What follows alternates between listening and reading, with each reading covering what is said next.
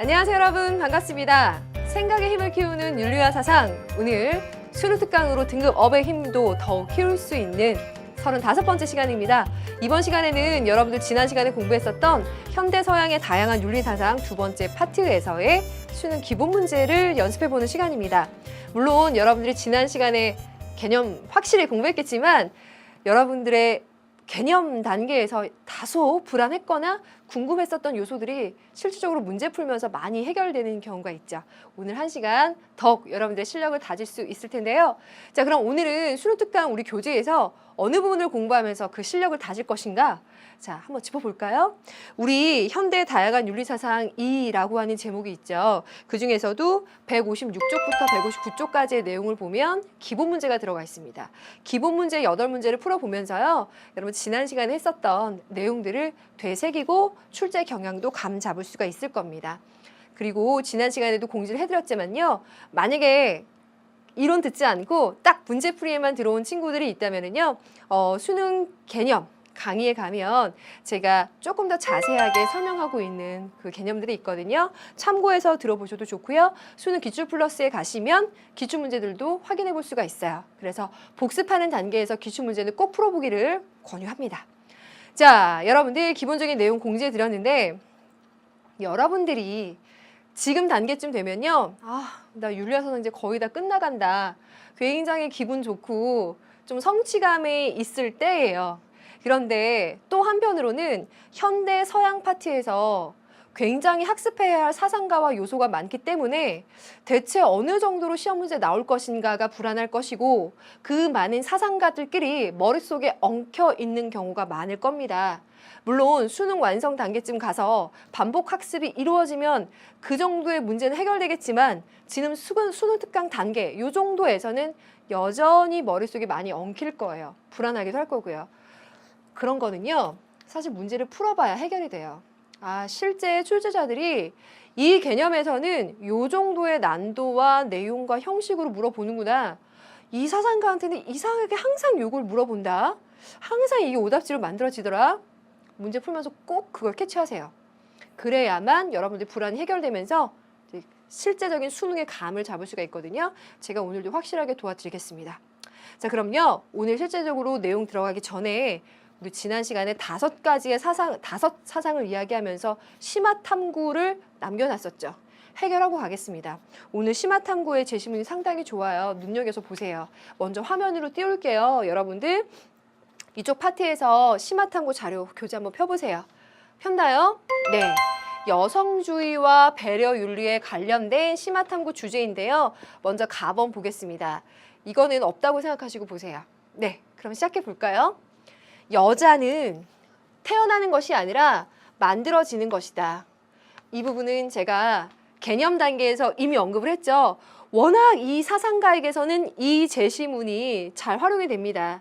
보부아르의 제2의 성에서 이 사상가의 핵심적인 내용을 압축한 한 문장이라고 볼 수 있어요. 그래서 외워도 좋습니다. 이 정도는 외우는 것이 보부아르에게는 가장 확실하고 효율적일 것 같아요. 읽어가 보겠습니다.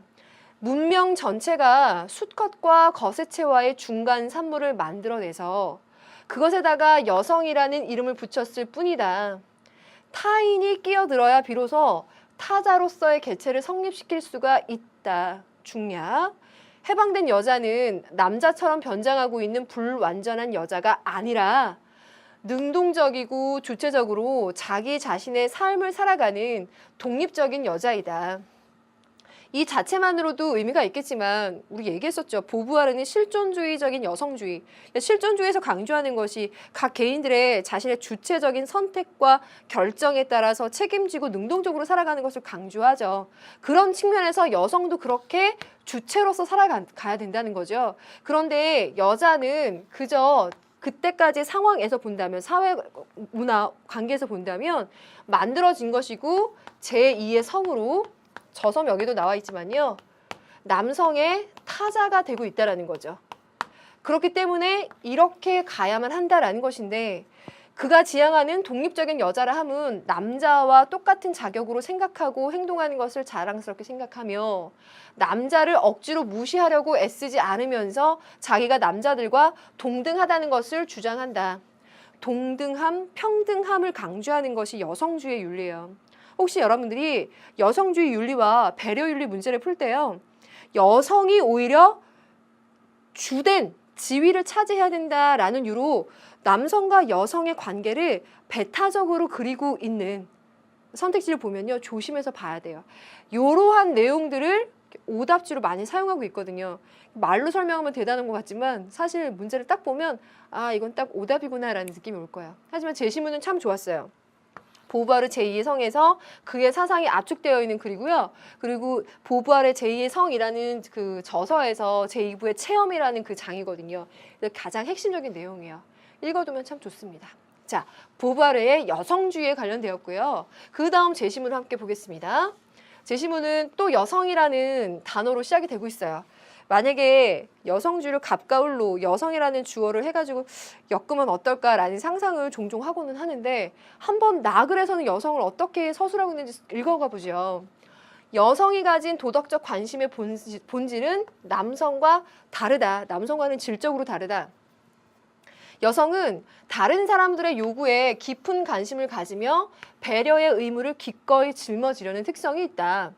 그렇기 때문에 이 여성은 자신과 견해를 달리하는 사람의 견해에 귀를 기울이고 자신의 관점뿐만 아니라 다른 관점들까지 포함해서 판단한다. 그러니까 다소 시간이 걸리는 것처럼 보일 수 있지만 그건 여성들의 특성이 이렇기 때문이다 라는 논리입니다.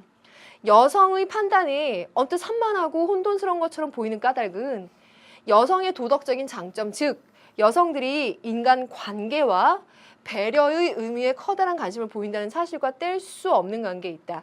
그래서 여성들은 인간 관계 속에서 자신을 규정 지을 뿐만 아니라 배려의 능력을 기준으로 자신을 평가한다. 그러다 보니 그 속에서 의무를 기꺼이 지고 책임을 지는 것. 그 관계 속에서의 맥락과 상황을 중시하는 것. 그리고 그 타인과의 관계, 그 전체적인 맥락과 상황 속에서의 감정을 이해하는 것, 공감. 그걸 또 몰입이라고도 표현을 합니다. 상대방의 감정을 이해하는 것, 그래서 상대방의 감정을 갖게 만들어서 그 사람의 상태를 이해해 주는 것, 이런 몰입이라고 표현하는데요. 이러한 것들을 강조하게 되면 이제 배려 윤리의 가능성이 커지죠. 그래서 길리건이 다른 목소리로라고 하는 것은 뭐와 비교했었죠? 남성 중심적인 윤리였던 정의 윤리에 비해서 배려 윤리라고 하는 것은 이것들을 강조하는데 그 이유는 뭐냐?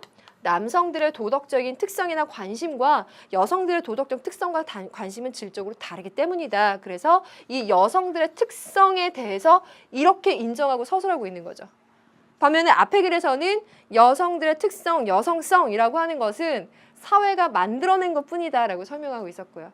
그런 관점에서 여성이라고 하는 단어를 쓰면서 서술하더라도 관점 자체에 풀어가는 논의는 좀 달라지는 거죠. 하지만 지향점은 뭘까요? 공통점은 여성과 남성의 동등한 그 관계 유지, 그런 동등함 속에서 사회생활을 영위해 나가는 것. 그러기 위해서 지금까지의 불평등한 남녀의 관계 혹은 남성 중심의 사회 문화의 특성을 벗어나는 것, 이런 것들을 강조하는 것은 공통적으로 찾아낼 수 있어요. 그럼 어때요? 이제 정리되나요? 여성주의와 배려윤리의 차이점이라면, 굳이 차이점이라면 차이점, 그리고 공통점이라면 공통점, 이 정도 내용 정리되죠? 네, 좋습니다. 그러면요, 다음 심화탐구 주제로 가보겠습니다. 듀이의 실용주의, 존 듀이의 입장인데요. 어떠한 개인이나 집단도 그들이 어떤 고정된 결과에 접근하느냐 못하느냐에 따라 판단될 것이 아니라 그들이 어떤 방향으로 나아가고 있느냐에 따라서 판단되어야 할 것이다. 악한 사람이란 그가 지금까지 아무리 선했다고 할지라도 현재 타락하기 시작하고 점점 덜 선해지는 시작하는 사람이다.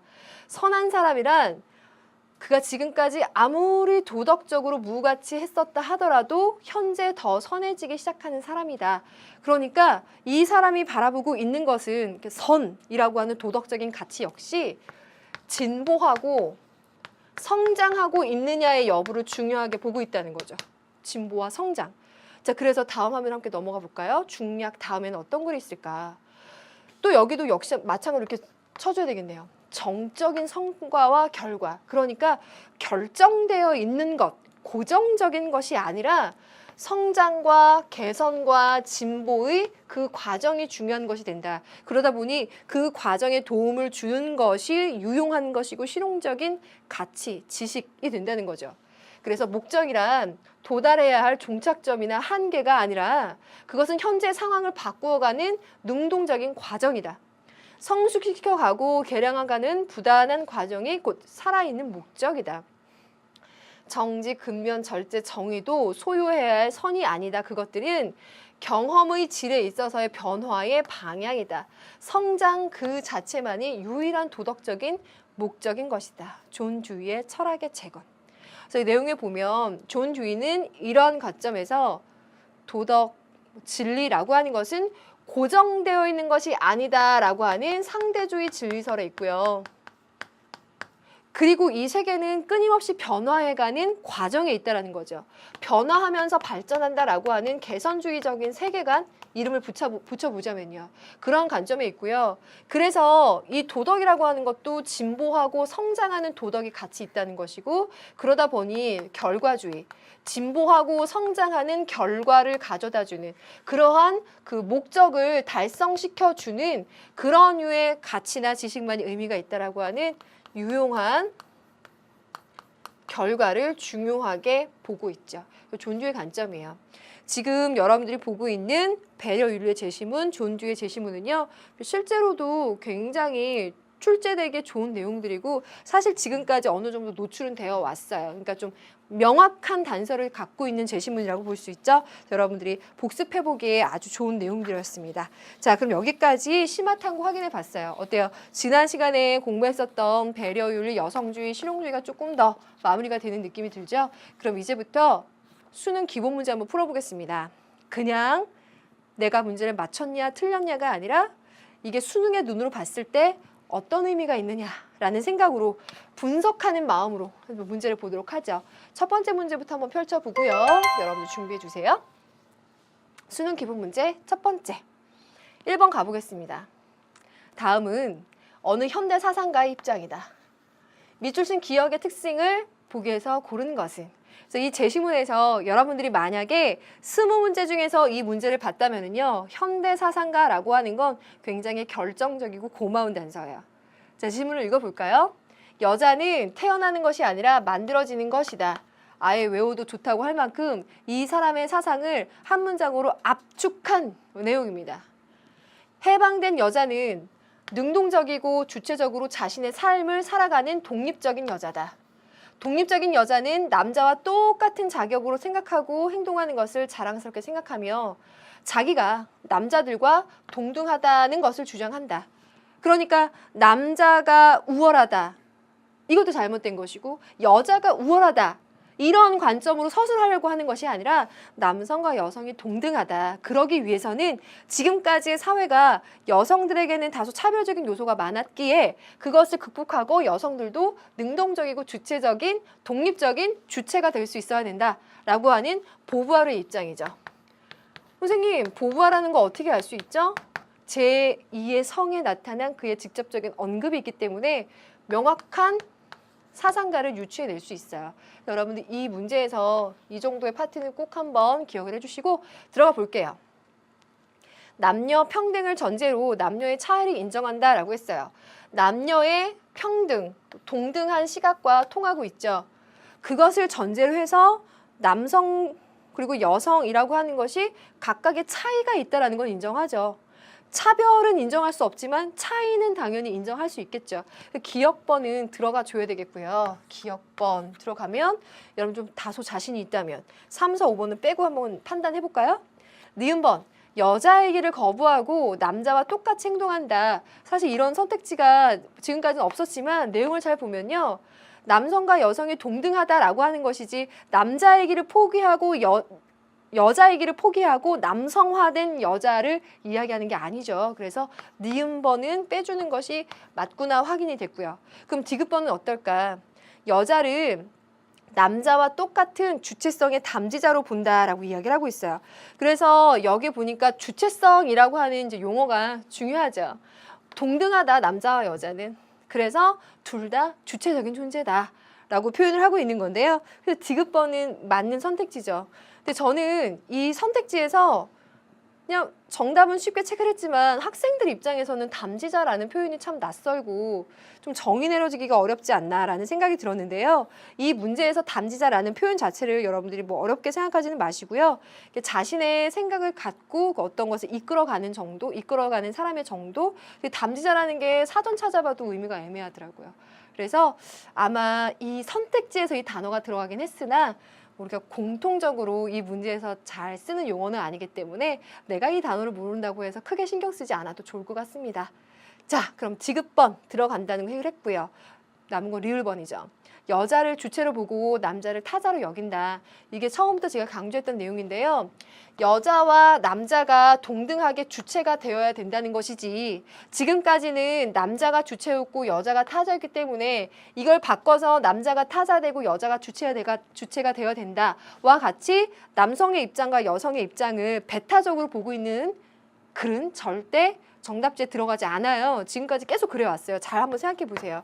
그래서 이 사람이 공통적으로 기본적으로 이야기하려고 있는 것이 동등함, 이런 것이 어떻게 표현되고 있는지 여러분들 살펴보면 2번이 정답이라는 것을 알 수가 있습니다.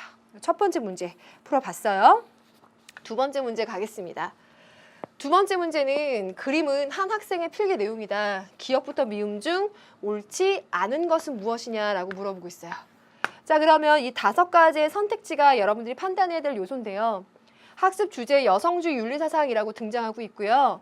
1번과 3번에 울스턴크래프트의 여성주의, 보부알의 여성주의. 그래서 1번과 3번은 여러분들이 익숙할 거예요. 근데 2번이 밀의 여성주의. 제가 수능 개념에서는 밀까지 포함해서 설명을 했었죠, 여성주의에. 그리고 지난 개념 강의에서는 밀의 여성주의를 언급만 했죠.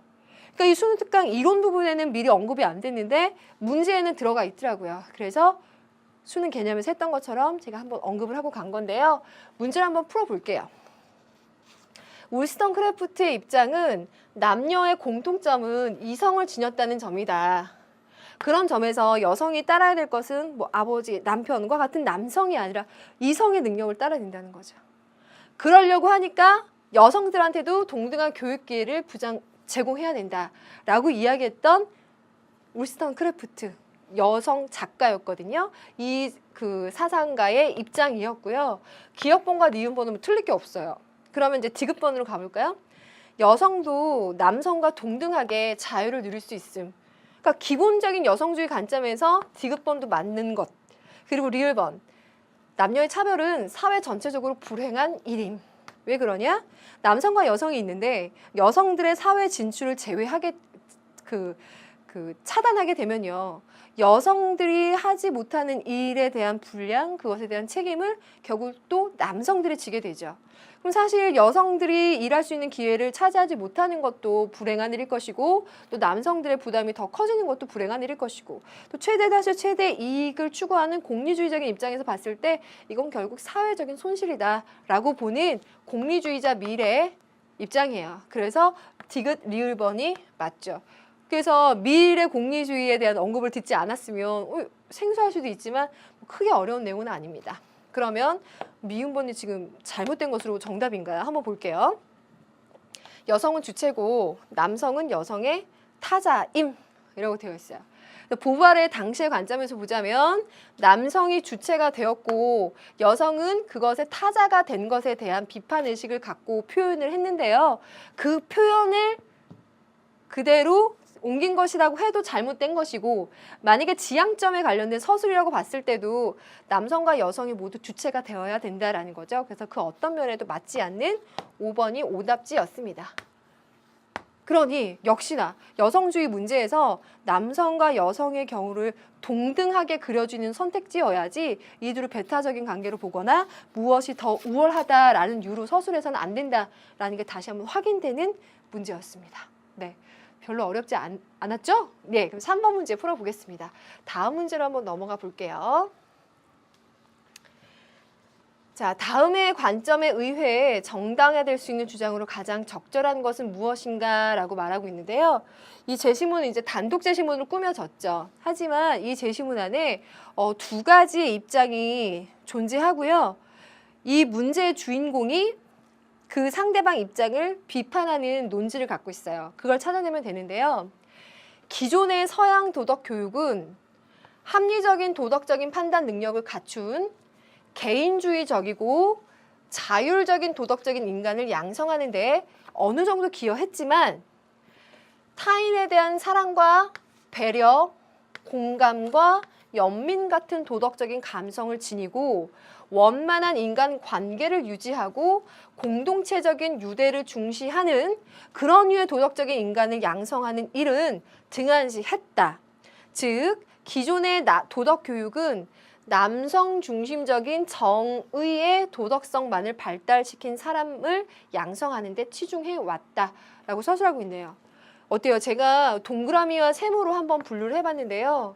지금 동그라미에 해당되는 것은요.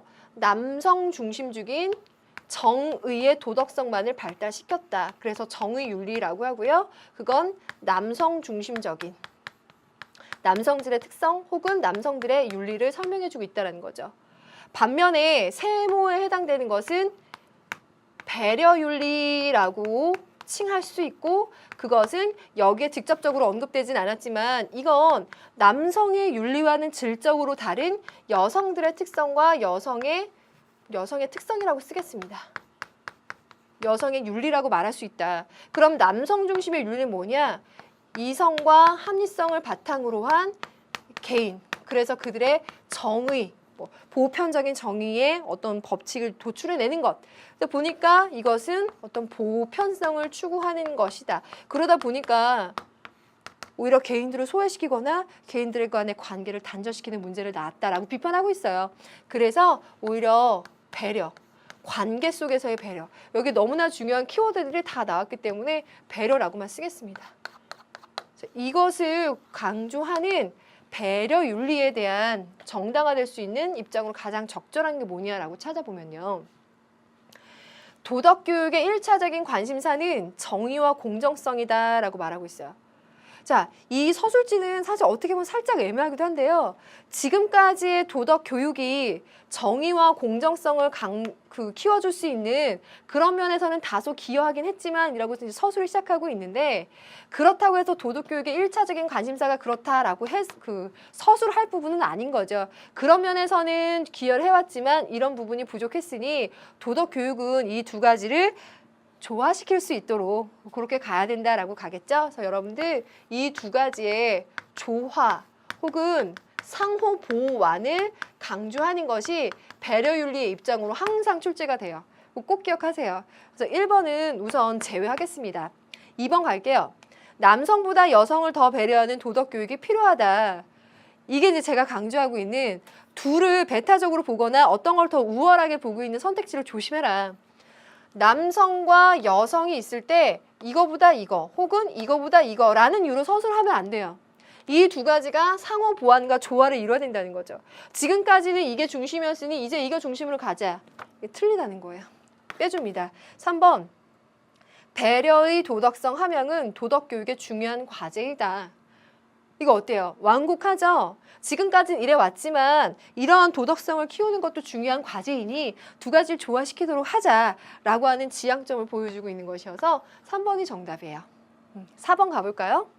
4번은 남성의 도덕성은 여성의 도덕성보다 그 수준이 떨어진다. 이건 역시도 위에서 말했던 2번 선택지와 같은 논지예요.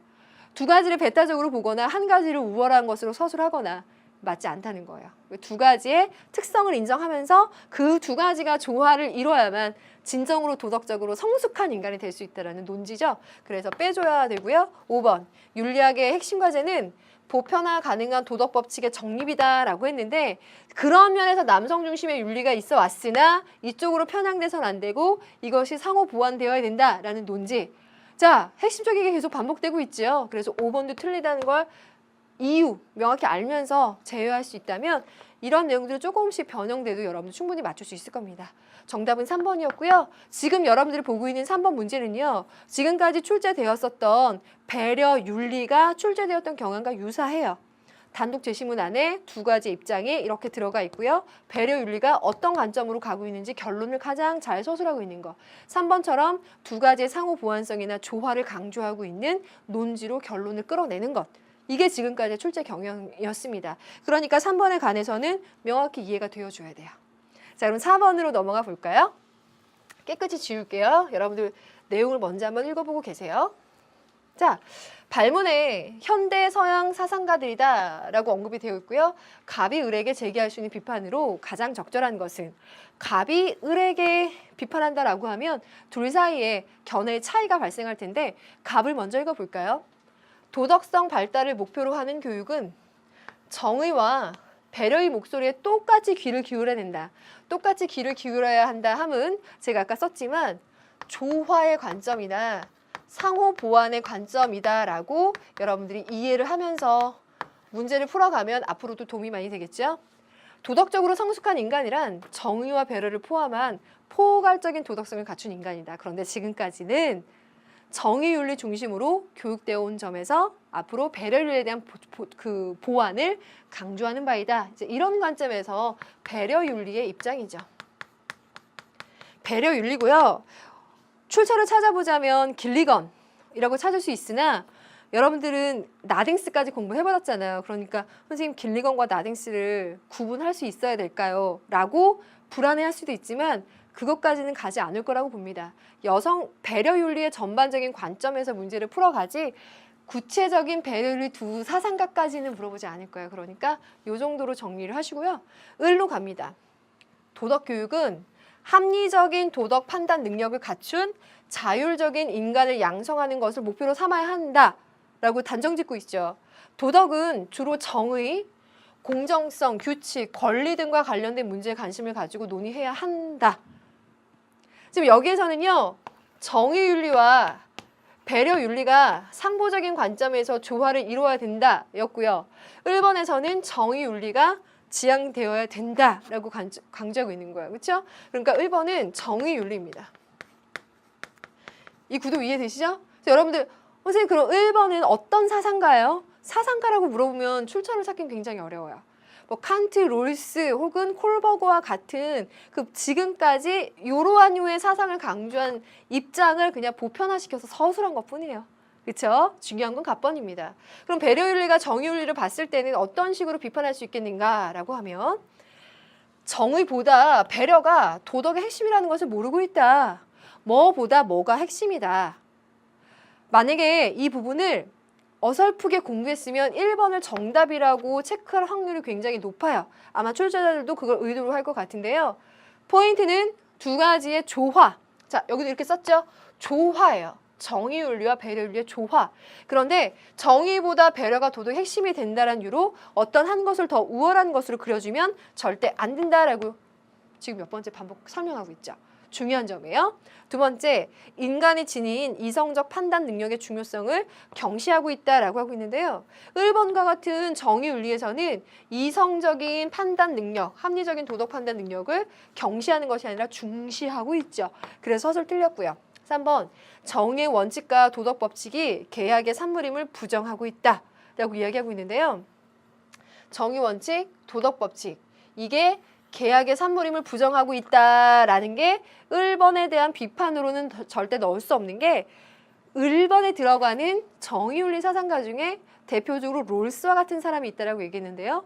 존 롤스와 같은 경우에는 정의의 원칙이 계약의 산물이라고 말하고 있죠. 그러니까 롤스를 포함한 정의윤리 사상가를 그걸 부정하고 있군요 라고 비판할 순 없다는 거죠. 그래서 어떻게 보면 여러분들이 개념 알면 3번은 당연히 아니라고 금방 표시할 수 있는데 이걸 설명하자니 더 긴 그런 선택지가 되어버렸어요. 그럼 1, 2, 3번은 다 아닌 거 맞고요. 4번으로 가볼까요? 보편적인 원리 못지않게 배려나 보살핌이 중요함을 간과하고 있군요 라고 비판한다는 거예요. 그래서 저는 4번 선택지를 읽으면서 이 표현을 얼마나 심사숙고해서 선택했을까라는 생각이 들더라고요. 이 정의윤리와 배려윤리의 조화와 상호 보완의 관점에서 을을 비판할 때는 그것도 중요하지만 이것도 중요한데 그걸 좀 간과하고 있군요. 이걸 완곡하게 표현하기 위해서 뭐뭐 못지 않게 이것도 중요한 걸 간과하고 있군요 라고 쓴 거죠. 그러니까 4번이 맞아요. 포인트는 역시나 이 조화예요. 그렇죠? 그래서 5번.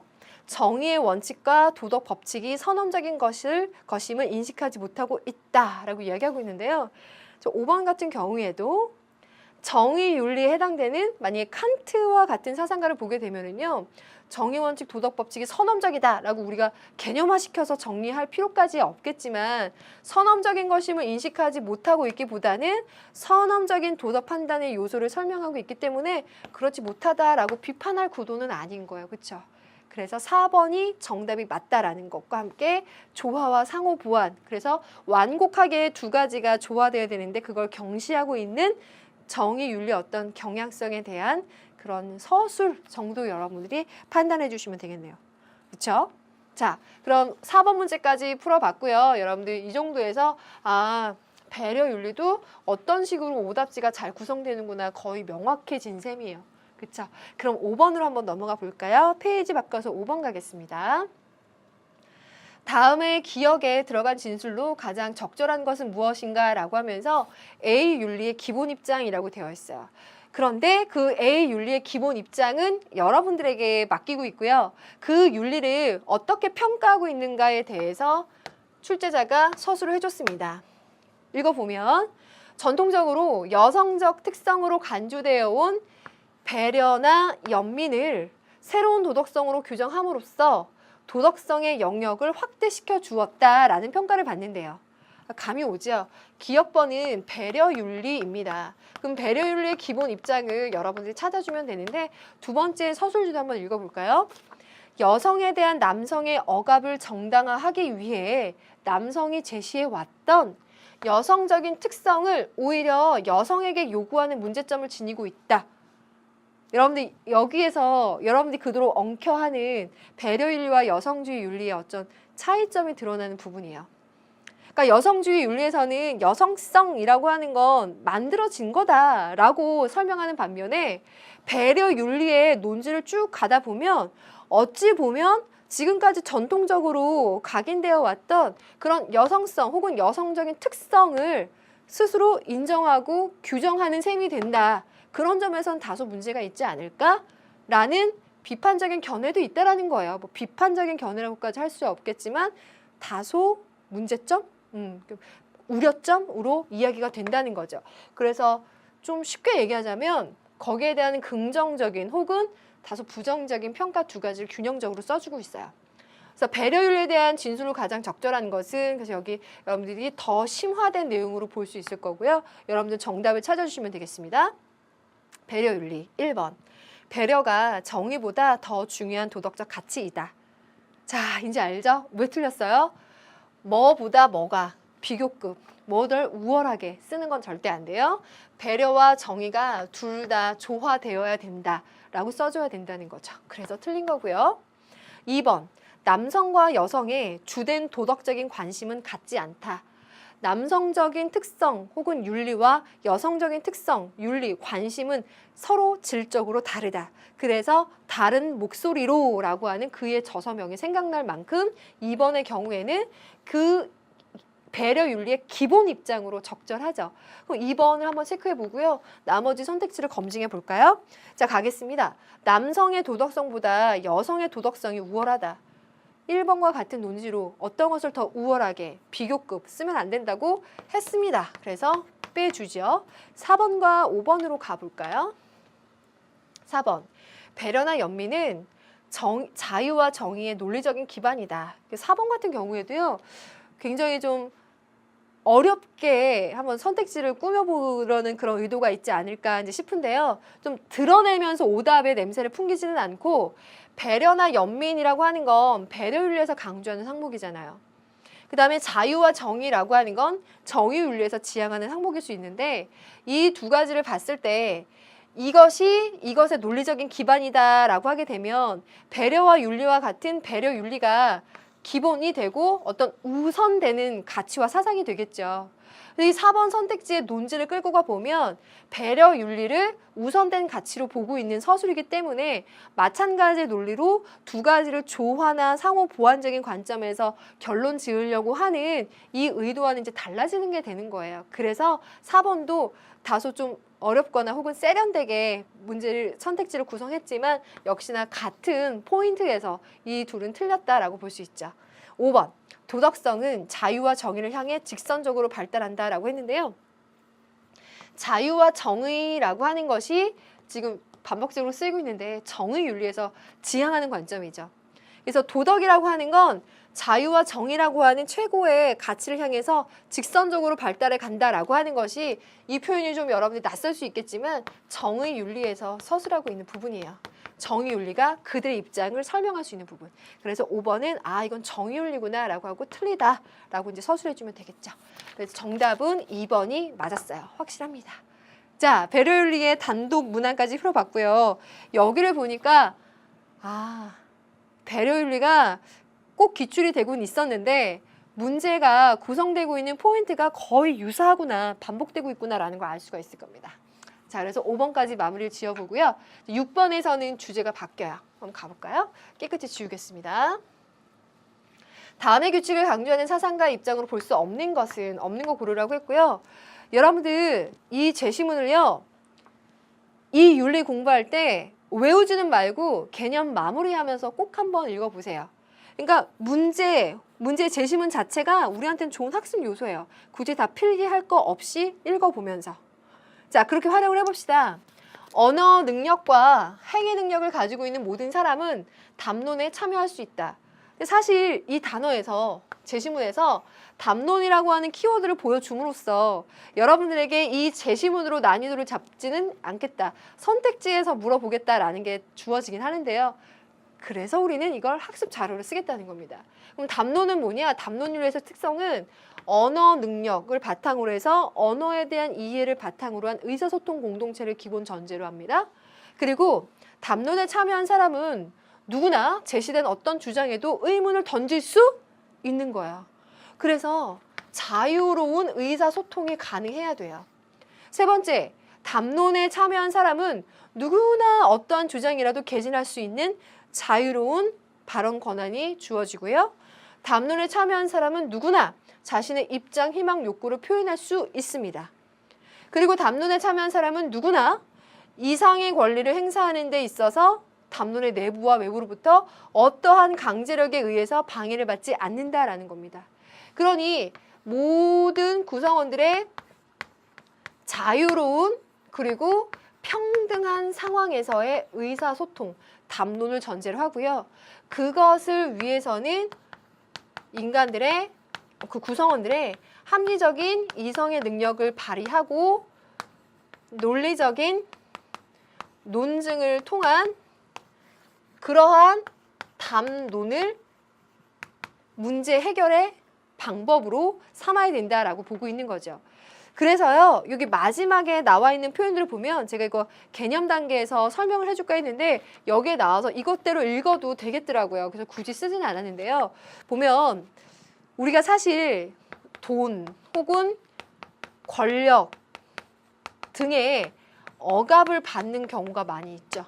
그런데 이러한 억압이 없는 모든 개개인들의 자유와 평등이 보장된 상태에서의 합리적인 의사소통을 강조하는 것이 하버마스의 담론 윤리의 특성입니다. 이 점을 기억하면서 여러분들이 이 제시문을 학습 요소로 활용해 주시고요. 우리는 1번 선택지부터 가보겠습니다. 대화 상대를 동등한 인격체로 대해야 된다. 그러니 동등함과 이 평등한 대화 상태라고 하는 건 굉장히 유사하게 통하고 있어요. 두 번째, 모든 대화 참가자는 타인의 의견을 경청해야 된다. 그러니 상대방의 의사를 존중해준다라 함은 서로 동등하고 평등한 지위와 그 역할을 전제하고 있는 거죠. 역시 맞는 선택지고요. 3번, 사회적 지위로 대화 상대의 의견을 막아서는 안 된다. 그래서 돈이나 권력 혹은 사회적인 지위와 같은 것으로 그 평등함과 자유로움의 상태를 저해서는 안 된다는 거죠. 그래서 맞는 얘기죠. 4번과 5번 선택지 가볼까요? 4번에서는 대화 상대자를 기만하거나 속일 의도로 지녀서는 안 된다라고 표현하고 있는데요. 담론윤리에서 이야기하고 있는 원칙으로 제가 진실성과 진리성 이야기를 해줬는데요. 이제 그런 것들이 해당되는 것이 4번과 같은 선택지예요. 그래서 기만하거나 속일 의도 없이 어떤 진실한 태도로 이 공동체의 발전을 위해서 나는 대화에 임하겠다, 담론에 임하겠다와 같은 그 기본 전제를 깔아놓고 가야 된다는 거죠. 맞고요. 5번. 대화 중에 제기된 물음이나 질문에는 일정한 제한이 있어야 된다라고 말하고 있는데요. 여러분들의 상식에서 생각했을 때는 일정한 제한이 있어야 되는 것이 맞는 말 아닌가 생각할 수 있지만요. 이 논지에서 끊임없이 강조하고 있는 건 자유롭고 평등하게 자신의 의사를 개진할 수 있어야 된다는 거예요. 그걸 보장해 줘야만 모든 개개인들에게 그 어떤 결론에 영향이 주어질 테니까 영향을 받는 구성원들이 얼마든지 자유롭게 자기 생각을 얘기해서 그 사람들이 모두 동의할 수 있는 그런 결론에 도달해야만 그건 규범으로서 의미가 있다. 그러니 이런 식으로 제안을 하면 안 된다 이거예요. 그래서 정답은 5번인데요. 만약에 수능에 실제로 출제가 된다라고 하면 굉장히 면밀하게 이게 혹시 어떤 오류의 가능성이 있지 않을까라고 면밀하게 검토를 해서 이 세상에 나오겠지만 여기 5번에서 안고 있는 그 아이디어만 여러분들 좀 명확히 기억을 해주시면 되겠습니다.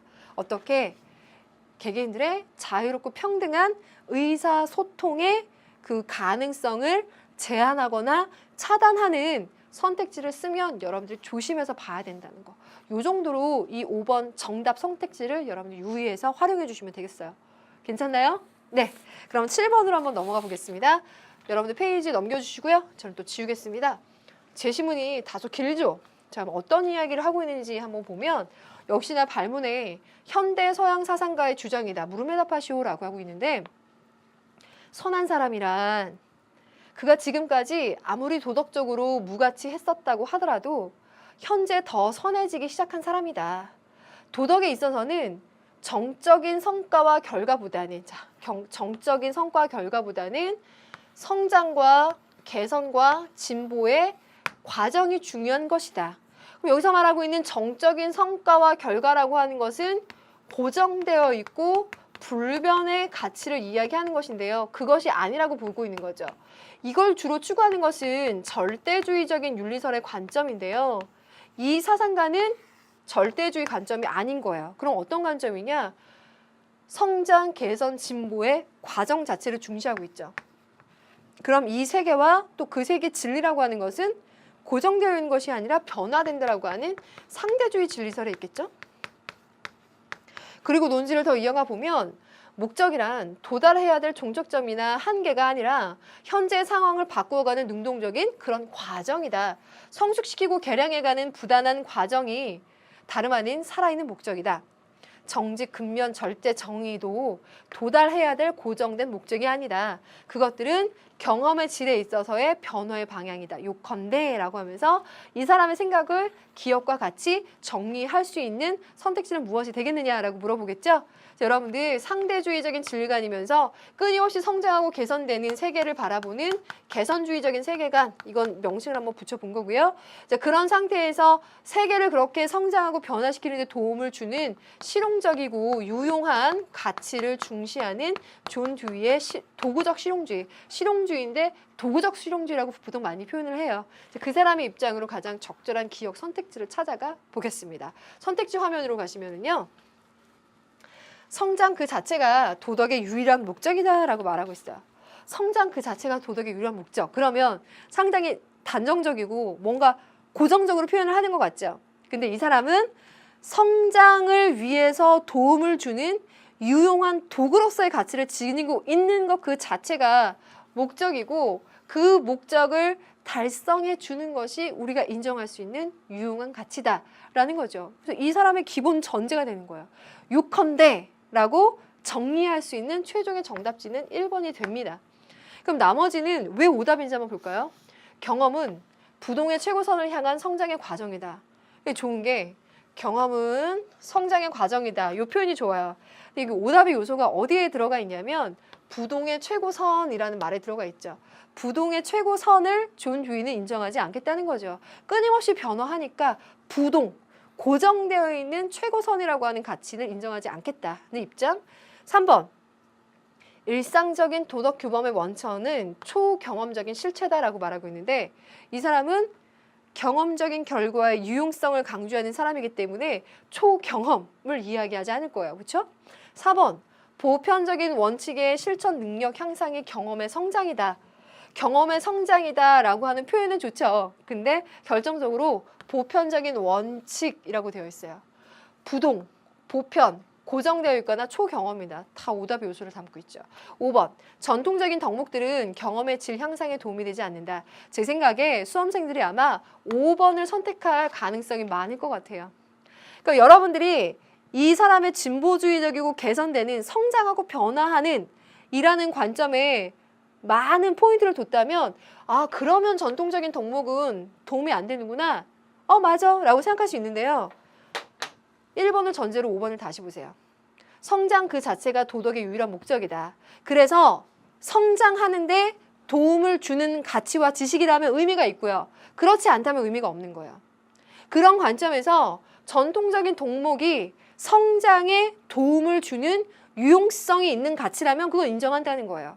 하지만 그 전통적인 덕목이 성장에 도움을 주지 않으면 유용한 것을 인정하지 않겠다는 거죠. 전통적인 것이어서 인정하지 않겠는 게 아니라 이거 성장을 위한 실용적이고 유용적인 가치이냐 이걸 전제로 판단하는 거죠. 정답이 1번이 됩니다. 5번 같은 선택지를 유의하시면 돼요. 이건 이렇게 편견을 갖고 풀기 쉬운 오답지예요. 잘 빠질 수 있죠. 세트 문제 8번으로 마무리 지어보겠습니다.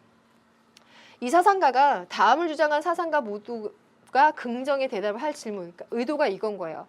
지금 위에서 말한 존 듀이와 이 사상가가 모두 긍정을 한대요. 즉 공통점을 찾아보라는 거죠. 이 사상가는 누구인가 라고 보니까 쾌락, 고통이나 쾌락을 이야기하고 있네요.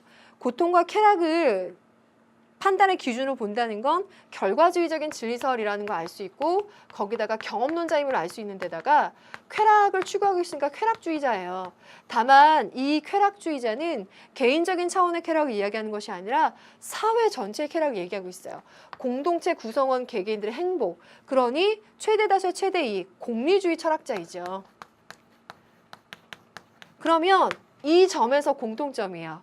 제시문 한 번만 더 확인해 볼게요. 고통이나 쾌락을 제외하면 인간 행위의 근거로 삼을 만한 것이 아무것도 없다. 쾌락주의자이지만 사회적 쾌락, 그래서 공리주의. 공동체 행복을 증식시키는 경향이 행복을 감소시키는 경향보다 더 큰 행위가 곧 도덕적인 행위이다. 라고 해서 더 큰 쾌락을 추구할 수 있는 벤담의 입장, 공리주의라는 전제를 깔고 문제를 풀어가면 되겠는데요. 공리주의와 존 듀이의 공통점을 물어보는 건 사실 지금까지의 출제 구도상 상당히 유의미한 문제예요. 한번 풀어보죠. 유용성의 가치 판단의 기준인가? 유용적인 그리고 실용적인 혹은 그래서 인간들한테 쾌락을 가져다 줄 수 있는 가치가 선이다. 1번이 공통적이죠. 왜?